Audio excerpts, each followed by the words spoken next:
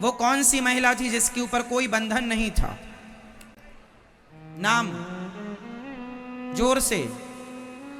हाँ हाँ, रावण की बहनी सूपनखा, रावण के बहिनी सूपनखा थी जिसके ऊपर कोई बंधन। वो जब चाहे जहां चली जाए और किसी सुंदर आदमी को देखे तो क्या बोलती? तुम बड़े सुंदर हो, तुमसे प्यार हो गया है। आई लव यू बोल देती थी पहली बार में। और कहती थी हमसे विवाह कर लो,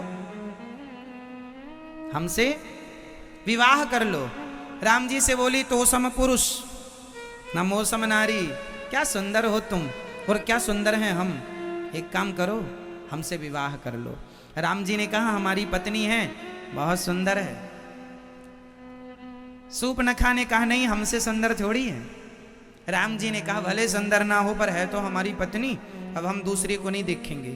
हाँ, हमारा भाई लक्ष्मण वहां पे खड़ा है, तुम बात बना लो, कोई बात कर लो। तो वहां भी चली गई, लक्ष्मण जी से भी कहती है तुम बड़े सुंदर हो।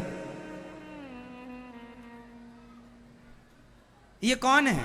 ये आजाद महिला है जिसके ऊपर ना बाप का कोई बंधन है, ना माँ का कोई बंधन है, ना भाई का कोई दबाव है, ना बहन का कोई दबाव है, ना कोई बच्चों का दबाव है, ना भगवान को मानती है महारानी,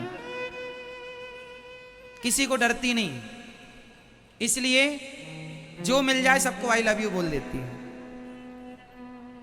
तो जिस लड़की के जीवन में बाप का मां का बंधन नहीं होगा, मर्यादा का बंधन नहीं होगा, संस्कारों का बंधन नहीं होगा, वो महिला सूपनखा जैसी हो जाएगी बिना बंधन के।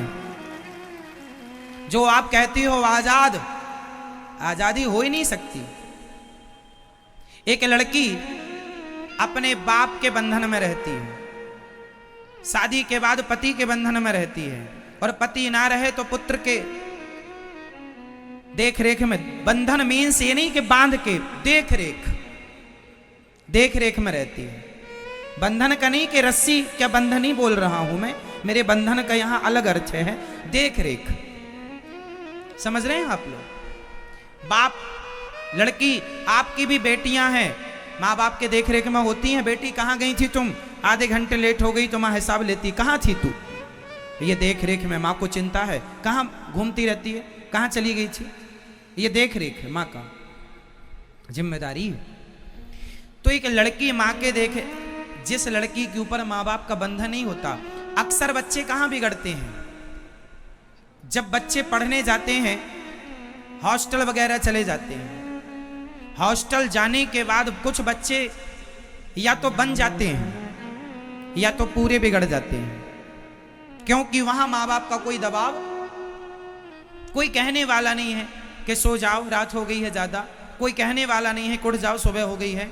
अपना किराए से रह रहे हैं, चलो हॉस्टल तो फिर भी ठीक है, समय पे सब है, लेकिन आजकल के बच्चे तो किराए से कमरा लेते हैं, अकेले रहते हैं, लड़का लड़की, कोई बोलने वाला नहीं है। फिर क्या होता है?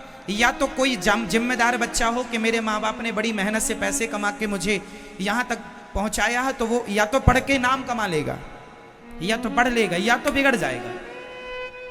दो चीज हो रही है, या तो जिम्मेदार लड़का लड़की हुई कोई आप लोगों की तरह तो बन जाएगा,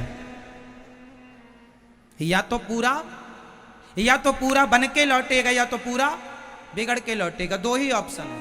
आप लोग बच्चों को बाहर भेजते हैं पढ़ने के लिए, दो ऑप्शन होते हैं, या तो पूरा बन के आएगा या तो पूरा बिगड़ के आएगा। जिम्मेदार हुआ तो बन के आएगा, गैर जिम्मेदार हुआ, फंस गया कुसंग में, बिगड़ के आएगा। लड़की और लड़का दोनों के लिए। क्यों? कारण है क्योंकि वहां कोई बंधन नहीं है, कोई बोलने वाला नहीं, कोई रोकने वाला नहीं, टोकने वाला नहीं। इसलिए माँ बाप जरूरी होते हैं, समाज जरूरी होती है। गलत काम करेगा कोई तो लोग रोकते हैं, मान लो, समझ लो, गलत काम को रोकने से, रुक जाने से अच्छा है यदि आप नहीं रुके। रावण को सबने रोका था। अच्छा, ये दोनों भाई बहन ये किसी को नहीं मानते थे। जैसी बहन थी सूपनखा, ऐसे ही भाई था। ये दूसरे पुरुषों को देखती थी और वो दूसरों की पत्नियों को देखता था। सही है। इसके ऊपर भी कोई बंधन नहीं था किसी का, सूप न खा के। और रावण भी किसी की नहीं मानता था। रावण को विभीषण ने समझाया था, मत करो गलत काम। हनुमान जी साक्षात हनुमान जी कौन है? रावण के गुरु। रावण के गुरु हैं भगवान शंकर, और शंकर जी के अवतार हैं हनुमान जी। हनुमान जी ने समझाया था रावण को, क्या माना? ना तो गुरु की मानता है, ना भाई की मानता है। बाप ने भी समझाया था रावण के, विश्रवा जी ने, माँ ने भी समझाया था, नहीं माना। कोई को मानता ही नहीं था। जब बेटा ना बाप की माने, ना माँ की माने, ना गुरु की माने, ना किसी की माने, ना समाज की माने, ना जनता की माने, तब वो आदमी रावण हो जाता है। और जो महिला किसी की ना माने वो सूप नखा हो जाती है। ये समाज में बिल्कुल ज्वलंत उदाहरण है।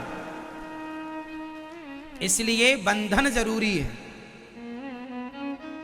भक्ति का बंधन, मर्यादा का बंधन, संस्कारों का बंधन। किसका बंधन मेरी मां? संस्कारों का।